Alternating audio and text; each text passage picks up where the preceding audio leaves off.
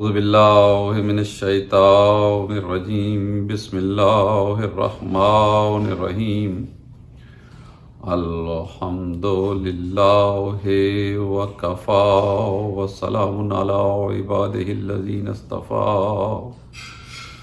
خصوصا علی ابی القاسم محمد المصطفى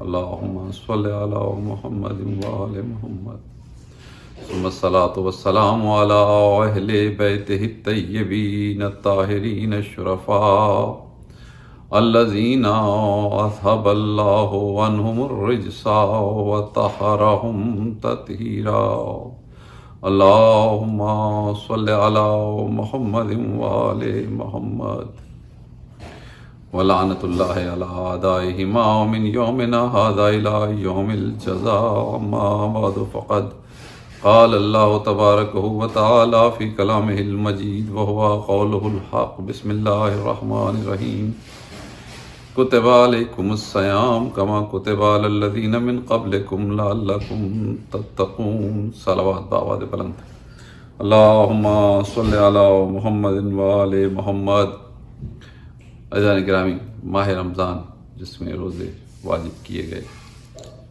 اس کی سلسلہ ایام امیر المومنین علیہ السلام کی مجلس مجھے خواجہ صاحب نے کہا نوروز چینل کے لیے، تو چند دقیقیں مجھے آپ کے سامنے یہ ریکارڈ کی ہوئی مجلس پیش کرنا ہے۔ ریکارڈنگ کروا رہا ہوں تاکہ یہ پیغام آپ تک پہنچے اور میں بھی اس کار خیر اور اس عبادت میں شامل ہو جاؤں۔ خصوصیت کے ساتھ یہ ماہ رمضان المبارک ہے اور رمضان کی فضیلتیں یقیناً آپ لوگ اس سے فیضیاب ہو رہے ہیں۔ زیادہ سے زیادہ عبادت کو کمال تک پہنچانے والا مہینہ ہے۔ عجیب مہینہ ہے کہ جس مہینے میں عبادت تھوڑی کرو تو بھی ثواب زیادہ ملتا ہے۔ آیت قرآن کی ایک پڑھو، ثواب پورے قرآن کو پڑھنے کا مل جاتا ہے۔ لوگ حیران ہو کے کہتے ہیں کہ یہ ایسا کیسے ہو سکتا ہے، یہ کون سا فارمولہ ہے کہ جناب تھوڑا سا قرآن پڑھا اور ثواب زیادہ مل گیا۔ تو دیکھیے کبھی کبھی زندگی میں ایسی مہلت ملتی ہے، ایسا ہوتا ہے۔ اگر آپ نے کہیں ایئرپورٹس وغیرہ پہ دیکھا ہو تو کہیں ایک بیلٹ چل رہی ہوتی ہے جس کے اوپر جو آپ چڑھ جاتے ہیں اور آپ اس پہ چلنا شروع کر دیتے ہیں تو آپ بھی چل رہے ہوتے ہیں، وہ بیلٹ بھی چل رہی ہوتی ہے اور آپ کی رفتار میں اس بیلٹ کی رفتار ایڈ ہوتی چلی جاتی ہے۔ تو اصل میں یہ عبادتوں کے ایئرپورٹس وغیرہ پہ جو لوگ انٹرنیشنل ٹریول کرتے ہیں انہوں نے یہ بہت دیکھا ہوگا۔ تو یہ عبادتوں کے کمال کا مہینہ ہے، عبادتیں اپنے کمال کو پہنچ رہی ہیں اور اس کمال کے عبادتوں کو پہنچانے میں اہتمام پروردگار یہ ہے کہ انسان تھوڑی سی بھی عبادت کرے، جستجو کرے تو خود بخود عبادتیں بڑھتی چلی جائیں۔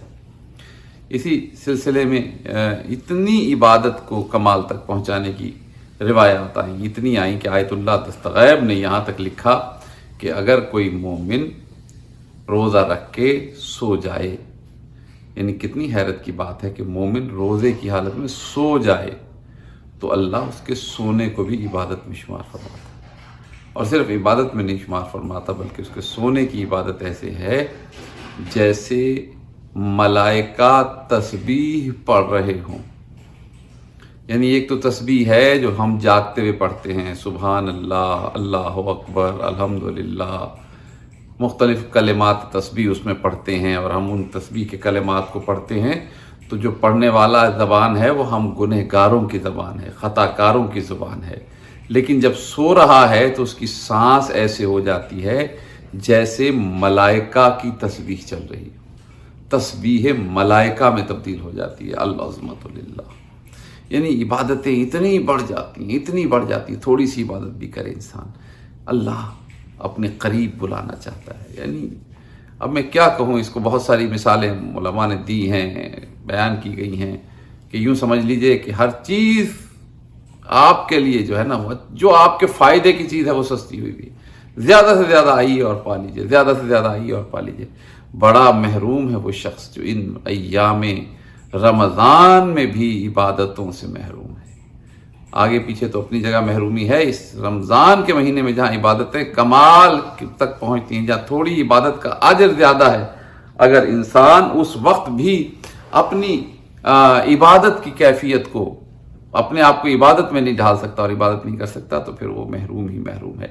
عزیزان گرامی، ایک چیز اور بڑی عجیب ہے کہ جب سو جاتا ہے نا کوئی انسان تو اس کی سونے کی کیفیت میں اس کا وضو ٹوٹ جاتا ہے، ظاہراً وہ عبادت کے قابل نہیں رہتا، لیکن اللہ اس کی وہ عبادت بھی قبول کرتا ہے۔ اب یہ فلسفہ ہے، اس پہ غور کیا گیا، اس پہ بحث کی گئی کہ آخر ایسی کیا بات ہے کہ عام حالات میں اگر کوئی سو رہا ہے تو وہ عبادت نہیں ہے، لیکن اگر روزے کی حالت میں سو رہا ہے تو عبادت ہے۔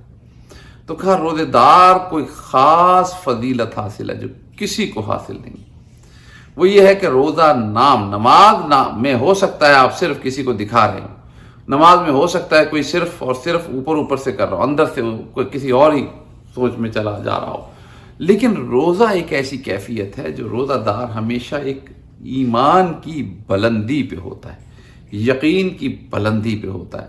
یعنی روزہ دار واحد ایک روزہ ہے کہ جس میں وہ یہ نہیں پرواہ کرتا کہ مجھے کوئی دیکھ رہا ہے یا نہیں دیکھ رہا ہے، وہ ہر کیفیت میں روزے میں رہتا ہے۔ یعنی گھر میں بیٹھا ہے، اکیلا بیٹھا ہے، تنہا ہے، گھر میں کھانے پینے کی چیزیں موجود ہیں، اس سے کہیے کھا لو، نہیں کھائے گا۔ کیوں نہیں کھاتے بھائی؟ کھا لو، کوئی نہیں دیکھ رہا، دروازہ بند کر لو، گھر میں کوئی نہیں ہے۔ کہا کوئی دیکھے نہ دیکھے، اللہ تو دیکھ رہا ہے۔ یہ جو کیفیت ہے نا، یہ صرف روزہ دار کی ہوتی ہے کہ وہ اپنی ہر شے کو، اپنی عبادت کو، اپنے چلنے پھرنے کو اس وقت تھوڑی سی دیر کے لیے ہی صحیح، لیکن یہ سوچ لیتا ہے کیفیت روزہ میں کہ کوئی دیکھے نہ دیکھے، اللہ دیکھ رہا ہے۔ اور عزیزو، یہی شے ہے جو اللہ چاہتا ہے کہ ہم میں پیدا ہو جائے، کہ جب کوئی نہیں دیکھتا اس وقت بھی اللہ دیکھ رہا ہوتا ہے۔ جب کوئی نہیں دیکھتا تو اللہ دیکھ رہا ہے۔ ہماری ہر لمحے کو اس کی پروردگار کی بارگاہ میں پیش ہونا ہے۔ میرے عزیزو یاد رکھو، یہ کیفیت جب آ جائے تو اس کیفیت کو کیفیت یقین کہتے ہیں۔ اب جب یقین کی کیفیت میں کوئی ہو اور وہ سو رہا ہو تو پھر اس کا سونا اتنا قیمتی ہو جاتا ہے، اتنا قیمتی ہو جاتا ہے، اتنا قیمتی ہو جاتا ہے کہ پھر وہ سونا اس کی اپنی عبادت نہیں رہتا، ملائکہ کی عبادت ہو جاتا ہے۔ یہ بات ہے گنہگاروں کے سونے کی، یہ بات ہے خطا کاروں کے سونے کی۔ اور اگر کبھی کوئی حقیقی یقین والا، جس کا یقین اتنا بلند ہو کہ وہ یہ کہے کہ اگر میرے سامنے سے وحدانیت کے پردے ہٹا دیے جائیں تو بھی علی کے یقین میں ذرہ برابر نہ اضافہ ہوگا نہ کمی ہوگی، اگر کبھی وہ سو جائے اس یقین کی کیفیت میں تو پھر یقیناً وہ جب اٹھے گا تو وہ من الناس من یشری نفسہ ابتغاء مرضات اللہ کا مالک بن کے اٹھے گا۔ صلوات اللہم صلی علی محمد وآل محمد۔ میرے عزیزو، مختصر گفتگو ہے اور میں اس کیفیت میں پڑھنے کا اتنا عادی نہیں ہوں، لیکن آپ جانتے ہیں یہ کرونا کی وجہ سے جب سے یہ معاملات ایسے ہوئے ہیں، ہمارے عزا خانوں کی، ہماری مسجدوں کی، ہمارے عبادت گاہوں کی، ہمارے امام بارگاہوں کی رونقیں ختم ہو گئی ہیں اور یہ سب کچھ ہمیں آن لائن کرنا پڑ رہا ہے۔ تو چونکہ آن لائن کا سلسلہ چل پڑا ہے تو میں بھی آن لائن تھوڑی سی تقریر اپنا حصہ ملانے کے لیے کر رہا ہوں، لیکن ایک بات یاد رکھیے گا کہ عبادت ہر لحاظ سے عبادت ہوتی ہے اور عبادتوں میں یقین سب سے اہم ہوتا ہے۔ عبادت کوئی کسی بھی انداز میں کر رہا ہو، اگر بے یقینی میں کر رہا ہے تو اس عبادت کی کوئی حیثیت نہیں ہے۔ یہ یقین ہے، اور یہ یقین جب کسی کو میسر آ جاتا ہے نا تو اللہ کو وہ بڑا پیار ہو جاتا ہے۔ جب میں قرآن میں دیکھتا ہوں تو مجھے بہت سے اہل یقین نظر آتے ہیں جن کا یقین، جب یقین بلند ہوا تو پھر اللہ ان کی ہر چیز کو اپنے گرفت میں لے لیتا ہے اور پھر ان کا اللہ ذمہ دار ہو جاتا ہے۔ یعنی ابھی اسلام کی بات بھی نہیں ہے، قبل از اسلام ایسی شخصیات نظر آتی ہیں ہمیں۔ معصوموں پہ گفتگو نہیں، معصومین پہ گفتگو نہیں کر رہا ہوں، غیر معصومین پہ گفتگو کر رہا ہوں اس وقت۔ یعنی یہ چیزیں قبل اسلام نظر آتی ہیں کہ اگر دربار دقیانوس میں بیٹھے ہوئے 6 اس کے مشیر حق کو پالیں، یعنی ان کے پاس کچھ نہیں ہے، نہ ان کے پاس وحی ہے، نہ ان کے پاس الہام کی بات ہے، نہ ان کے پاس کتاب ہے، نہ شریعت ہے، نہ کوئی پیغمبر آیا، نہ کوئی ولی آیا، انہوں نے خود اللہ کو پہچانا، اور جب اللہ کو پہچان لیا اور کیفیت یقین میں آ گئے تو بس پھر اللہ نے پھر ان کا ساتھ نہیں چھوڑا، اللہ نے پھر ان کو نشانی بنا دیا، اللہ نے پھر ان کو علامت بنا دیا پوری دنیا کے لیے کہ دیکھو جب یقین کی کیفیت میں کوئی آ جاتا ہے تو پھر اس کا یقین اس کو انعام اور جزا کے قابل بنا دیتا ہے۔ کیا ہوا؟ انہوں نے چھوڑ دیا دقیانوس کی شاہی کو، چلے رستے میں چرواہا ملا، چرواہا اور اس کا کتا بھی ساتھ ہو گیا. اور حیرت کی بات ہے قبلہ، یہاں پہ بڑی حیرت کی بات ہے کہ یہ اس کا نظام ہے، یہ نظام تکوین ہے. اس کو سمجھنا اتنا آسان نہیں ہے. یہ سب بڑی مشکل گفتگو ہے اور اس کی تفصیلات بڑی تسلی سے بیٹھ کے بیان کرنے والی ہیں. اس پر گفتگو بڑی تسلی سے ہونے والی ہے، لیکن عبادت ہو رہی ہے. بہرحال کسی حد تک اس کو علامتاً یوں سمجھ لیجئے کہ جب انہوں نے حق کو پا لیا تو وہ اب چلے. اب جو چلے تو اب اللہ کی نشانی بن کے چلے. اب اس طرح سے بن کے چلے کہ اب اللہ نے عبرت اور اللہ نے نشانی بنایا انہیں، اور ایسی نشانی بنایا کہ جس کے لیے قرآن نے کہا ام حسبتم انا اصحاب الکہف والرقیم کانوا من آیاتنا عجبا. کیا تم سمجھتے ہو کہ وہ سب سے عجیب آیتیں ہیں؟ یعنی یہ ایک سوالیہ نشان ہے، اس کی علیحدہ گفتگو ہے کہ اس سے بھی بڑی نشانیاں ہیں. تو عزیزو یہ چلے، اور جب چلے تو ایک کتا جو اس کے ہمراہ تھا، انہوں نے کہا یہ تو شور مچائے گا، کیونکہ کتے کی فطرت میں تو شور مچانا ہوتا ہے. کتا تو شور مچائے گا اور ہم جہاں چھپیں گے یہ بتا دے گا. تو انہوں نے اس کو پتھر مار کے بھگانا چاہا. تو تاریخ کہتی ہے، تفسیریں بتاتی، مفسرین نے لکھا ہے کہ اس کتے نے فوری طور پہ بالکل صاف زبان، ان کی جو زبان تھی اس میں کہا کہ دیکھو لا الہ الا اللہ، میں اللہ کی گواہی دیتا ہوں، اور میں گواہی دیتا ہوں کہ اللہ حق پر ہے، اللہ حق ہے، اور میں گواہی دیتا ہوں کہ میں تمہارے ساتھ رہوں گا اور میں تمہاری حفاظت کروں گا، میں تمہیں دشمنوں سے بچاؤں گا. تب اس نے یہ وعدہ کر لیا اور یہ یقین ظاہر ہو گیا. تو اب وہ اصحاب کہف کے ساتھ چلا. وہ غار میں ہے، کتا ہے، لیکن چونکہ غار میں کتے نے اپنی فطرت کو بدل لیا. کتے کی تو فطرت میں بات بات پہ بھونکنا ہے، لیکن اس نے بجائے بھونکنے کے خاموشی اختیار کر لی. تو چونکہ خاموشی اختیار کر لی تو اللہ کو اتنا پسند آیا، کہا چاہے کتا ہے لیکن تمام جانوروں میں یہ بھی ایک وہ جانور ہے جو جنت میں جائے گا. صلوات ذرا محمد و آل محمد پڑھیے مل کر ایک مرتبہ. اللہم صلی علی محمد و آل محمد. عزیزان گرامی، یہ بات شروع کرنے کا مقصد ایک چھوٹی سی روایت آپ تک پہنچانا ہے. یعنی یہ اصحاب کہف کا واقعہ میں نے اشارہ کیا، ذہنوں میں آ گیا کس طرح سوئے، پھر اس میں غار میں سوئے رہے، پھر اٹھے. اس پر اس وقت گفتگو نہیں کر رہا ہوں، بس یہ یہاں تک گفتگو کرنے کے بعد یہ اصحاب کہف کا واقعہ، پوری سورہ کہف موجود ہے قرآن مجید میں، اس کی پوری تفصیل موجود ہے. سنی شیعہ تمام لوگ اس کو پڑھتے ہیں اور اس کو اللہ کی عجیب نشانیوں میں سے ایک نشانی کہتے ہیں. میں حیران ہوں مسلمان اس کو پڑھتے ہیں کہ اللہ نے قرآن میں کہا ہے کہ ہم انہیں کروٹ بھی دلواتے ہیں اور یہ زندہ ہیں. سب مان لیتے ہیں کہ یہ زندہ ہیں. کب سے زندہ ہیں؟ یہ جناب عیسیٰ علیہ السلام سے بھی پہلے سے زندہ ہیں. یہ آج کے زندہ نہیں ہے، جناب عیسیٰ علیہ السلام سے قبل زندہ ہیں. یعنی جناب موسیٰ کے بعد اور جناب عیسیٰ سے پہلے ان کا واقعہ موجود ہے. اس وقت سے آج تک زندہ مانتے ہیں مسلمان. حیران ہوں مسلمانوں پر. اصحاب کہف اگر زندہ رہیں تو مسلمانوں کو کوئی تکلیف نہیں ہوتی، اور اگر میرا مولا زندہ رہے اور میرے مولا کی زندگی پہ گفتگو آئے تو کہتے ہیں کوئی کیسے اتنی لمبی زندگی پا سکتا ہے؟ بھئی جو اللہ اصحاب کہف کی زندگی عطا کر سکتا ہے، جو کہ نہ معصوم ہیں، نہ کسی کے وصی ہیں، نہ کسی کے ولی ہیں، نہ نظام کائنات میں ان کا کوئی دخل ہے، اس کے باوجود اللہ انہیں زندگی دے سکتا ہے، تو جو میرے نبی کا وصی ہے اور جسے قیامت تک اس دنیا کے نظام کو قائم رکھا ہوا ہے، کیوں نہ اللہ اس کو طویل زندگی عطا فرمائے. صلوات امام زمان کی ذات بلند واسطے. اللہم صلی علی محمد و آل محمد وعجل فرجہم. عزیزان گرامی، ایک دو نہیں، میرے پاس بہت سی کتابیں اس وقت موجود ہیں. تفسیر کی کتابوں میں یہ لکھا گیا، تفسیر نور الثقلین میں ہے اس کی تفصیل اور تفسیر. اس کے علاوہ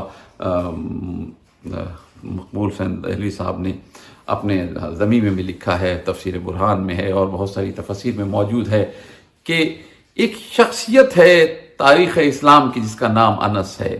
انس ابن مالک صحابی رسول تھے، لیکن آنکھوں سے اندھے ہو گئے تھے، چہرے پہ سفید داغ پڑ گئے تھے برس کے، اور اس کے علاوہ بیمار رہتے تھے. اتنے بیمار تھے کہ پھر روزہ نہیں رکھ سکتے تھے.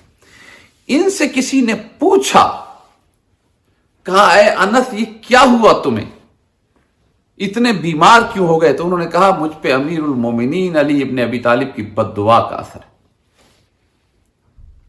کیا ہوا تمہیں، کیسے بد دعا دی علی نے؟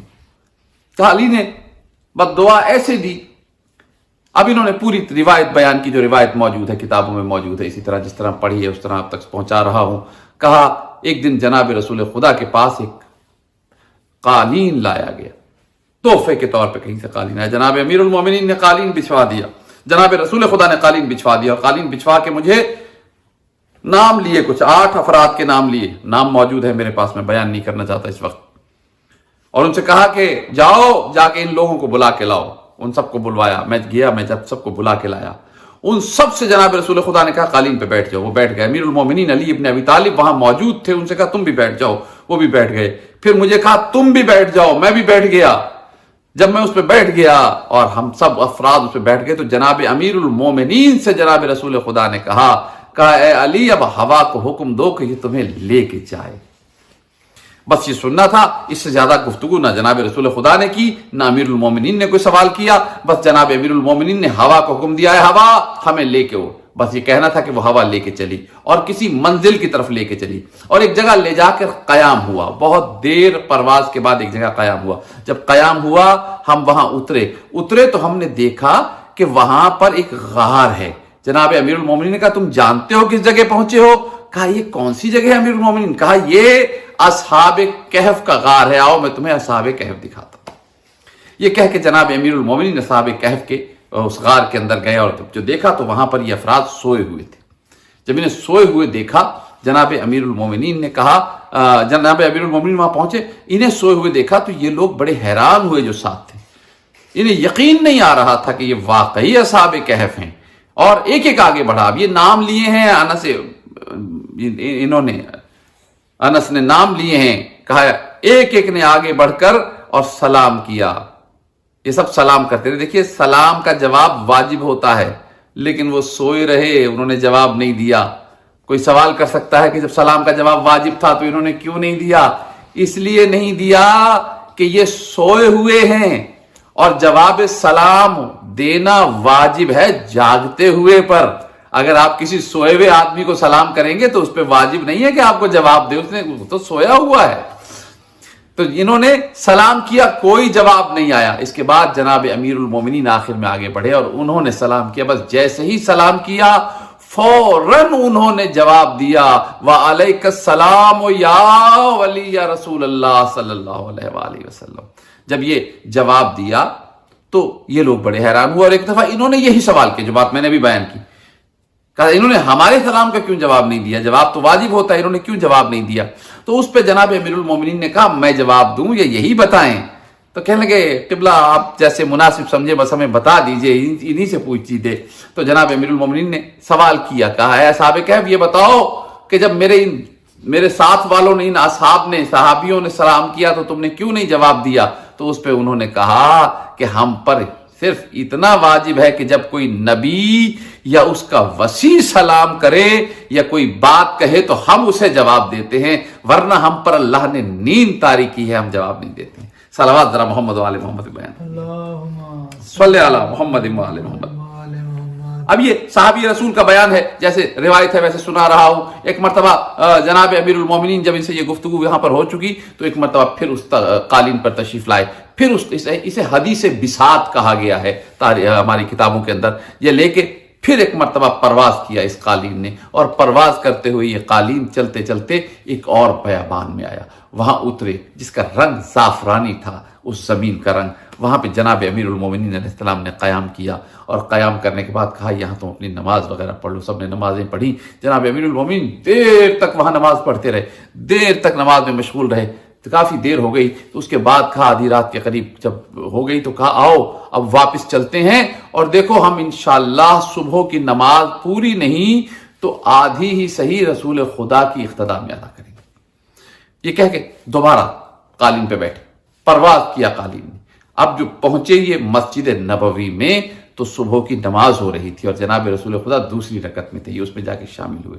نماز ختم ہوئی، جب نماز ختم ہوئی تو اب یہ صحابی رسول کہتے ہیں کہ میں نے رسول خدا کی طرف دیکھا، رسول خدا نے مجھے دیکھا، کہا اے انس یہ بتاؤ کہ تم سفر کے حالات بتاؤ گے یا میں تمہیں بتاؤں؟ تو انہوں نے کہا یا رسول اللہ آپ ہی بتا دیجئے۔ جب یہ کہا تو جناب رسول خدا نے ایک ایک بات بتانی شروع کی سفر کی. اور یہ جملے ہیں کتاب کے کہ انس نے کہا کہ میں حیران تھا رسول خدا ایسے تفصیل بیان کر رہے تھے جیسے وہ ہمارے ساتھ اس سفر میں رہے ہوں ہر لمحے میں. اللہم صلی علی محمد وآل محمد. جب یہ بات جناب رسول خدا تفصیل سنا چکے تو اس کے بعد کہا اے انس میں نے تجھے یہ بات اس لیے کہی ہے اور دکھائی ہے کہ کوئی وقت آئے گا جب میرا بھائی علی تجھ سے گواہی طلب کرے گا. جب تجھ سے گواہی طلب کرے تو تو گواہی کو چھپانا نہیں. گواہ اس نے کہا یا رسول اللہ بالکل نہیں چھپاؤں گا، جو دیکھا ہے صاف صاف بیان کروں گا. اور یہ کہنے کے بعد وقت گزر گیا، حالات گزر گئے، رسول خدا دنیا سے پردہ کر گئے، ثقیفہ کا واقعہ ہو گیا. ایک وقت آیا جب یہ کسی کے پہلو میں بیٹھا ہوا تھا اور جناب امیر المومنین گئے اور جناب امیر المومنین نے جا کے مخاطب کیا، کہا اے انس یاد ہے تجھے رسول خدا نے کہا تھا کہ حدیث بساط کی اس واقعہ کی جس میں اصحاب کہف کے پاس ہم گئے تھے گواہی دینا، بتا ذرا وہ کیا واقعہ ہوا تھا. جب یہ کہا تو یہ کہنے لگا یا علی میں تو بوڑھا ہو گیا، میری تو یادداشت کام نہیں کرتی، مجھے تو کچھ یاد نہیں رہا. جب اس نے یہ کہا تو اس وقت جناب امیر المومنین نے کہا کہ اگر تو جھوٹ بول رہا ہے تو خدا تجھے اندھا کرے اور تیرے چہرے کو سفید داغوں سے داغدار کرے اور تجھے بیماریوں میں مبتلا کرے. یہ کہتا ہے کہ اس دن کے بعد سے لے کر آج تک میں اندھا ہو گیا، میرے پہ برس کے نشان ہو گئے اور میری یہ کیفیت ہو گئی کہ میں ایک دن بھی روزہ نہیں رکھ سکتا ہوں. میری ایسی بیماریاں مجھے لاحق ہے کہ میں ایک دن بھی روزہ نہیں رکھ سکتا ہوں. یہ اسی کیفیت میں مبتلا بصرے میں اس دنیا سے چلا گیا. بہرحال عزیزان گرامی گفتگو کرنے کا مقصد یہ تھا کہ یاد رکھیے جناب امیر المومنین کو اللہ نے وہ قدرتیں عطا کی ہیں کہ دنیا میں جتنے عجائبات ہیں وہ عجائبات جتنے مرضی بلند ہو جائیں. ام حسبت ان اصحاب الکہف والرقیم کانوا من آیاتنا عجبا، یہ جو آیت ہے نا کہ کیا تم اسے سب سے بڑی عجیب بات سمجھتے ہو، تو یاد رکھنا یہ ایک عجیب بات ہے، ایک عجیب بات ہے. اور علی اسے کہتے ہیں جو مظہر العجائب، ناد علی مظہر العجائب. یہ مظہر العجائب ہے جس کا نام ہے کرار ہے. صلوات باواد بلند اللہم صلی علی محمد وآل محمد. مظہر العجائب ہے، ہر شے پہ قابو ہے، ہر شے پہ قدرت ہے، ہر شے اپنے قبضے میں ہے. اس کے باوجود صرف چہروں سے پردہ اٹھانا مقصود تھا، انس سے گواہی نہیں لی تھی. مقصد تو یہ تھا کہ گواہی نہیں دے گا تو اس کا اندر کھل کے سامنے آئے، پتہ چلے اس کا کہ یہ کتنا بڑا منافقت کر رہا ہے. بس عزیزان گرامی علی تمام تر طاقتوں کے ساتھ جس چیز کے لیے سدا دعا کرتے رہے، ایک دعا جو جناب امیر المومنین نے کی ہمیشہ، جناب امیر المومنین مانگتے رہے اللہ سے کہ پالنے والے مجھے ایک بیٹا عطا کر، مجھے ایک بیٹا عطا کر. اور یہ خواہش کا اظہار ہوا جب جناب عقیل سے یہ بات ہوئی، کہا ایک ایسا خاندان ہو جہاں سے مجھے ایسا بیٹا عطا ہو، میں شادی کروں تو مجھے ایک ایسا بیٹا عطا ہو جو میری طرح کا شجاعت رکھنے والا ہو، جو ایسے حسین کے ساتھ رہے کربلا میں جیسے میں رسول کے ساتھ ساتھ رہا. العظمت للہ، یعنی وہ وقت کے محمد کے ساتھ ہی علی تھے. اور الحسین منی وانا من الحسین، 61 ہجری کا محمد کا نام امام حسین علیہ السلام، کہا بھی ان کے ساتھ کوئی رہے. تو دعائیں جس کے لیے مانگی علی جیسے بادشاہ نے، اس کا نام عباس ہے. جناب قمر بنی ہاشم عباس ابن علی یعنی وفاؤں کا نمونہ ہے، وفا کا ایسا بادشاہ ہے کہ لفظ وفا عباس کے بغیر مکمل ہی نہیں ہوتا. جب تک ذکر عباس نہ کر دیا جائے وفا بیان ہی نہیں کی جا سکتی ہے. ایسا زبردست شاہکار وفا ہے عباس. جناب عباس علیہ السلام وفا کی ایک شاہکار. صلوات جناب قبل بنی ہاشم پر پڑھ دیجیے گا. اللہم صلی علی محمد وآل محمد. جناب قمر بنی ہاشم وہ عظیم شخصیت ہیں عزیزان گرامی، جنہوں نے وفا دنیا کو سمجھائی، بتائی وفا، سمجھ آئی کہ وفا کہتے کسے ہیں، وفا کس چیز کا نام، یعنی جو حسین نے کہہ دیا. اور یہ کمال ہے جناب ام البنین کا. کیسے ہو سکتا ہے کہ جناب عباس کا ذکر کروں اور جناب ام البنین کا نہ کروں؟ یہ تربیت جناب ام البنین تھی. 4 بیٹے تھے جناب ام البنین کے، لیکن دنیا کو صرف ایک ہی بیٹے کا نام پتا ہے. اس لیے کہ جناب ام البنین نے تربیت ایسی کی تھی کہ سب بیٹوں کا کردار تحلیل ہو گیا تھا کردار عباس میں. یہ تربیت ام البنین کا کمال تھا. کربلا جناب قمر بنی ہاشم کے دم سے کربلا ہے. کربلا میں ہر کوئی قمر بنی ہاشم کی طرف نظر کی.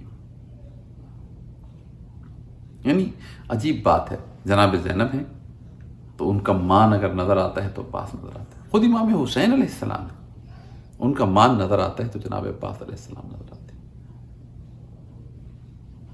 وہ عباس جو وفا کا شاہکار، یعنی جو حسین نے کہہ دیا وہ عباس نے کر دیا. یہ ممکن نہیں ہے کہ ذرا سی کوئی بات مشیت امام حسین کے سے ادھر ادھر ہو جائے. جس طرح جناب امیر المومنین نے وہی جو رسول چاہتے تھے وہ علی کرتے تھے، اسی طرح جو حسین چاہتے تھے وہ عباس کرتے تھے. میں ایک جملے کی طرف متوجہ ہوں، اللہ کرے میں وہ جملہ سمجھا سکوں، وہ بات بیان کر سکوں. کون عباس؟ وہ عباس جس کی وفا کا یہ انداز تھا کہ اس کے بغیر بہنوں کو سکون نہیں، اس کے بغیر بھائی کو سکون نہیں، اس کے بغیر اس خاندان کے کسی فرد کو سکون نہیں. یعنی علی اکبر ہے تو ان کی نظر عباس پہ ہے. قمر بنی ہاشم ایسی شخصیت ہے. اگر قاسم ہیں تو جناب عباس، اون و محمد ہیں تو جناب عباس پہ نظر.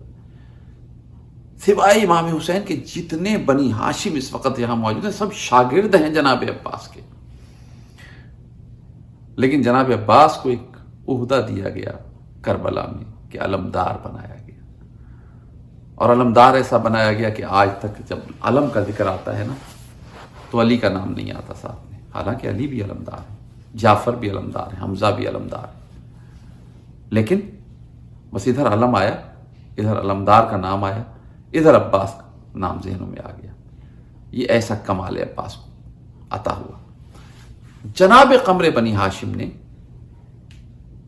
جب بھی آ کے اجازت مانگی کہ مولا مجھے اجازت دیجیے میں جنگ کے لیے جاؤں، تو امام حسین علیہ السلام نے ایک جملہ کہا کہ عباس تم کیسے جنگ پہ جا سکتے ہو، تم تو علمدار لشکر ہو، کبھی علمدار بھی جنگ کرنے جاتا ہے.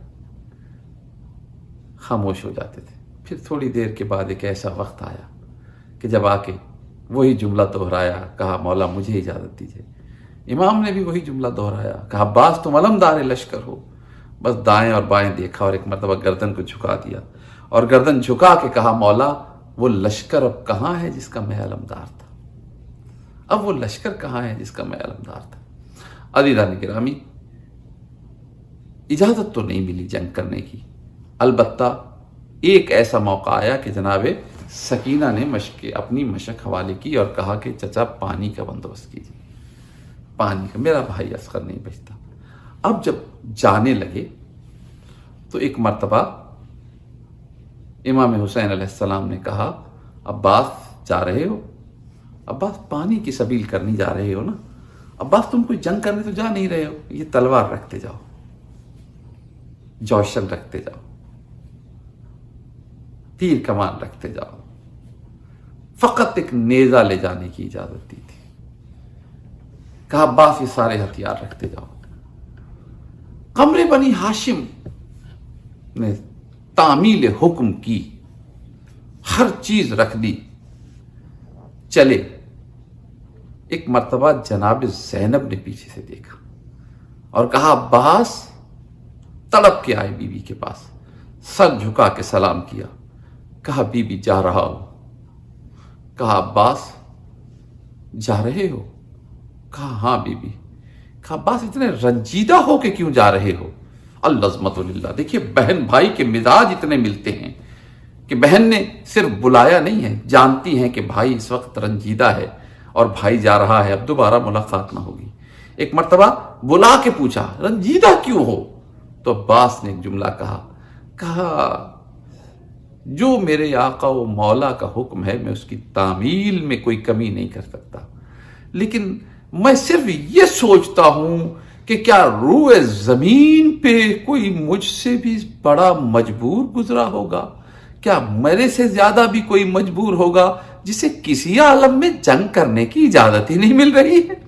بس عزادارو، جناب زینب نے یہ سنا تو ایک مرتبہ کہا عباس ہاں تم مجبور ہو، میں گواہی دیتی ہوں، لیکن عباس میری طرف دیکھو، میں بتاتی ہوں ایک ایسا مجبور بھی گزرا ہے جو تم سے بھی زیادہ بڑا مجبور تھا، اور عباس وہ کوئی اور نہیں تھا، وہ تمہارا اور ہمارا بابا حیدر کرار تھا، جو مدینے میں مجبور تھا وصیت رسول کی وجہ سے، اس لیے کہ رسول نے کہا تھا علی تلوار نہ نکالنا، علی جنگ نہ کرنا، علی یہ واقعات ہوں گے برداشت کرنا۔ علی اس مجبور کا نام ہے جو دیکھتا رہا اور جناب سیدہ کے پہلو پہ دروازہ گرا دیا گیا، علی برداشت کرتا رہا، بزدل طاقتور بن گئے، علی برداشت کرتا رہا، بزدلوں نے گردن میں رسی ڈال کر مدینے کی گلیوں میں گھسیٹا، علی برداشت کرتے رہے۔ یہ وہ مجبوری ہے عباس جس کی مجبوری کے آگے تمہاری مجبوری کوئی حیثیت نہیں رکھتی۔ عباس مطمئن ہو کے جاؤ، جس طرح چونکہ تم نمونہ ہو حیدر کرار کا، جس طرح وہ کبھی مجبور رہا اسی طرح آج تمہاری مجبوریاں ہیں۔ بس عزیزان گرامی، زیادہ زحمت نہیں ہے، یہ مجلسیں 2 مجلسوں کا سلسلہ ہے، ایک مجلس آج ریکارڈ ہوگی اور ایک مجلس میں اس کے بعد پہ ریکارڈ کر کے بھیجوں گا۔ عزیزو یاد رکھیے گا، ایک جملہ سن لیجئے آج کی حد تک، چونکہ جناب امیر المومنین کی شہادت اور ضربت کے سلسلے کی مجلس ہے، ضربت جناب امیر المومنین کی مجلس ہے، یہ اس تاریخ کو یاد دلاتی ہے جب ایک روزہ دار گھر سے نکلا، اس عالم میں نکلا کہ بیٹیاں روکنا چاہتی تھی نہ روک پائیں، اس عالم میں نکلا کہ گھر کے جانور روکنا چاہتے تھے نہ روک پائے، اس عالم میں نکلا کہ گھر کی زنجیر در روکنا چاہتی تھی نہ روک پائے، اس لیے کہ علی نے ہر بار جناب زینب سے یہی کہا کہ بیٹی ہم اہل بیت اللہ کی مشیت کے پابند ہوا کرتے ہیں، اپنے بیٹوں کو گھر پہ پابند کر دیا تھا، کسی کو ساتھ مسجد میں نہ لے کے گئے تھے، اکیلے مسجد میں پہنچے، ایک مرتبہ مسجد میں پہنچنے کے بعد سوئے ہوئوں کو جگایا، وہ ملعون عبد الرحمن ابن ملجم الٹا لیٹا ہوا تھا، اپنے نیچے اس نے تلوار کو چھپایا ہوا تھا، ٹھوکر مار کے جگایا، جگا کے کہا اٹھ، جہاں سے چلا، جہاں سے تلوار خریدی، جہاں زہر میں بجھایا، میں علی سب جانتا ہوں، لیکن ہم اہل بیت کسی کو جرم کرنے سے پہلے سزا نہیں دیتے، اٹھ تو اپنا کام کر، علی اپنا کام کرتا ہے۔ یہ کہہ کے جناب امیر المومنین علیہ السلام محراب اذان میں آئے اور ایک مرتبہ آنے کے بعد اذان دینا شروع کی۔ علی نے اذان دی، تاریخ کہتی ہے کہ علی نے کچھ عجیب طرح کی اذان دی کہ کوفے میں ہر فرد نے علی کی اذان کو سنا، حتیٰ کہ ماؤں کی گود میں دودھ پیتے ہوئے بچوں نے علی کی اذان کو سنا، اور اذان کو سنا بچے تک علی کی اذان سن رہے تھے جب، تو اللہ جانے زینب ام کلثوم نے کیسے اذان کو سنا ہوگا۔ عزیزو ہو سکتا ہے عجب نہیں ہے کہ ایک دوسرے سے کہا ہو آج اذان امیر المومنین سن لو، یہ آخری مرتبہ ہے، اس کے بعد اپنے بابا کی اذان ہمیں میسر نہ آئے گی۔ بس عزیزان گرامی آخری جملے ہیں، عزیزو اذان دی، اذان کے بعد تعقیبات میں مصروف ہوئے، ایک مرتبہ لوگ جمع ہوئے، نماز میں مشغول ہوئے، سجدے میں سر رکھا، سجدے میں سر تھا، یا وہ ملعون، اس ملعون نے جس سے بڑا ملعون اس دنیا میں کوئی نہیں، شقی ترین شخصیت نے ایک مرتبہ ایک ہاتھ سے نہیں 2 ہاتھوں میں تلوار لینے کے بعد پوری طاقت سے علی کے سر پہ ضرب لگائی، سر پہ ضرب کا چلنا تھا، یا آسمان پہ کسی کے پھڑ پھڑانے کی آواز آئی، اور ایک مرتبہ ایک صدا بلند ہوئی، الان قتل امیر المومنین لقد تہدمت ارکان الہدا، قد قتل امیر المومنین، ارکان ہدا گر گئے، امیر المومنین قتل ہو گئے۔ عزادارو، اہل کوفہ نے گواہی دی ہے اس صدا کی، جس صدا کو سارے کوفے والوں نے سنا، اللہ جانے بیٹیوں نے کیسے سنا ہوگا، بیٹیوں نے کیسے سنا ہوگا۔ ایک مرتبہ دوڑی، اے حسن بھیا، اے حسین بھیا، اے عباس بھائی، دیکھنا تو صحیح، کوئی آواز دے کے کہہ رہا ہے ہم کوفے میں یتیم ہو گئے، ہم کوفے میں یتیم ہو گئے۔ بس عزادارو، دوڑتے ہوئے بیٹے جمع ہوئے، دوست جمع ہوئے۔ ایک مرتبہ آئے، جناب امیر المومنین کی پیشانی سے خون بہ رہا تھا۔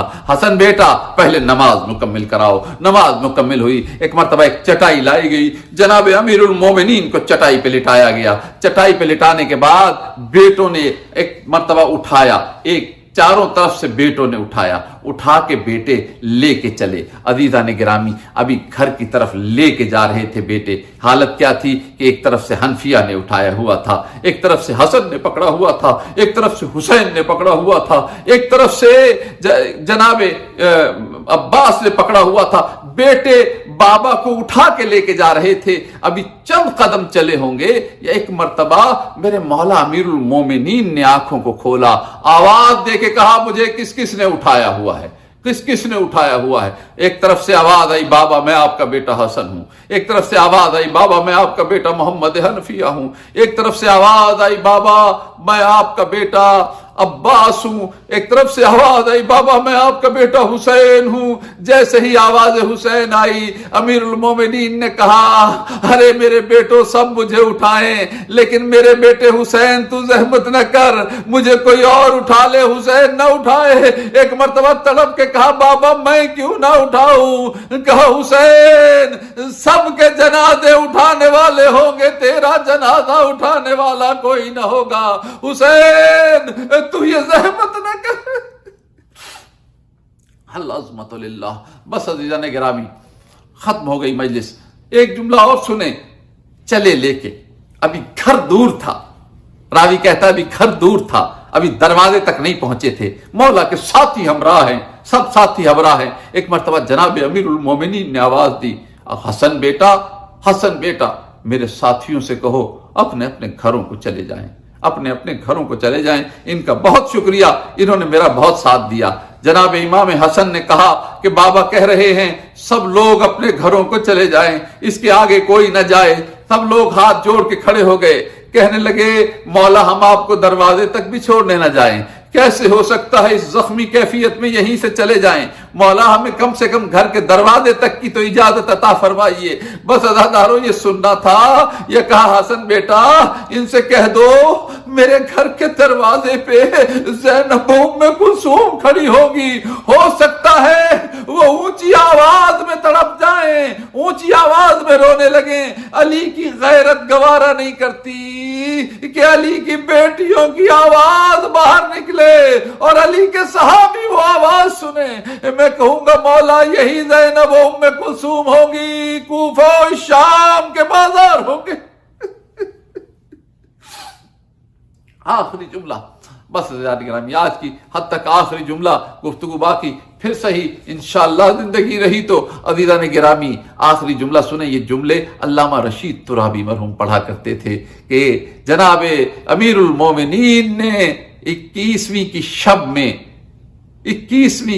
میں ایک وصیت کی، اور جب وصیت کرنے لگے تو پہلے اپنے تمام اولاد کو جمع کیا، کہا سب کو جمع کیا جائے۔ جب سب جمع ہو گئے تو پھر آوازیں دے کے پوچھا کون کون آ گیا ہے، آوازیں دی، حسن جی بابا موجود، حسین موجود ہوں، حنفیہ موجود ہوں، عباس موجود ہوں، ام البنین موجود ہوں، رقیہ موجود ہوں، زینب موجود، سب کے نام لے کے پوچھا۔ جب سب کی موجودگی کنفرم کر لی، اس کے بعد ایک مرتبہ جناب امیر المومنین نے خطبہ دینا شروع کیا اور کہا میری اولادو، میرے خاندان والو، دیکھو میں علی نے آج تک جس کام کا آغاز کیا ہے اسے کامیابی سے مکمل کیا ہے، لیکن زندگی میں 2 کام ایسے ہوئے جو کسی وجہ سے نامکمل رہ گئے۔ ایک خطبہ دے رہا تھا، کسی نے درمیان میں سوال کر لیا اور وہ خطبہ نامکمل رہ گیا۔ ایک سجدہ کر رہا تھا، عبد الرحمن ابن ملجم کی ضربت کی وجہ سے سجدہ نامکمل رہ گیا۔ اچھی اولادیں وہ ہوتی ہیں جو باپ کے نامکمل کاموں کو پورا کریں۔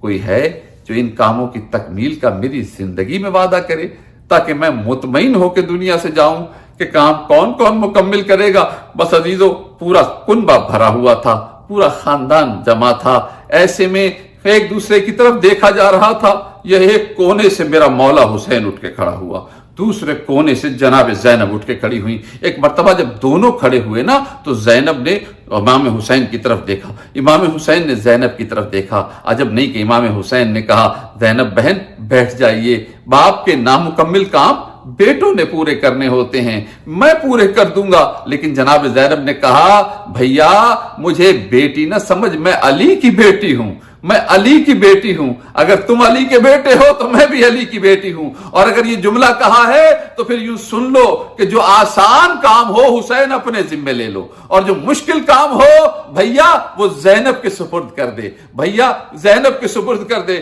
امام حسین نے کہا، بہن دو چیزیں ہیں، سجدہ آسان ہے، خطبہ مشکل ہے، اس لیے کہ سجدہ دینا ہوگا زمین پہ بیٹھ کر، سجدہ دینا ہوگا ریت پہ دینا ہوگا، سجدہ دینا ہوگا اپنے خاندان والوں کے قریب رہ کے دینا ہوگا، لیکن خطبہ دینا ہوگا شرابی کے دربار میں کھڑے ہو کے دینا پڑے گا، خطبہ دینا ہوگا جہاں مجمع اغیار ہوگا وہاں خطبہ دینا ہوگا۔ جناب زینب نے کہا، بھیا پرواہ نہیں ہے، سجدہ آسان ہے تو اپنے ذمے لے لے، خطبہ مشکل ہے زینب اپنے ذمے لیتی ہے، لیکن بھیا آج ایک بابا کی موجودگی میں وعدہ کر، جب تو بابا کا نامکمل سجدہ مکمل کر رہا ہوگا، زینب وعدہ کرتی ہے آنکھیں کھول کے 70 قدم پہ کھڑی ہو کے دیکھ رہی ہوں گی، میں اپنی آنکھیں بند نہیں کروں گی۔ بھیا میں بھی جب بابا کا خطبہ مکمل کرنے لگوں، چاہے شرابیوں کا دربار ہو، لیکن بھیا تجھے آنکھیں کھول کے دیکھنا پڑے گا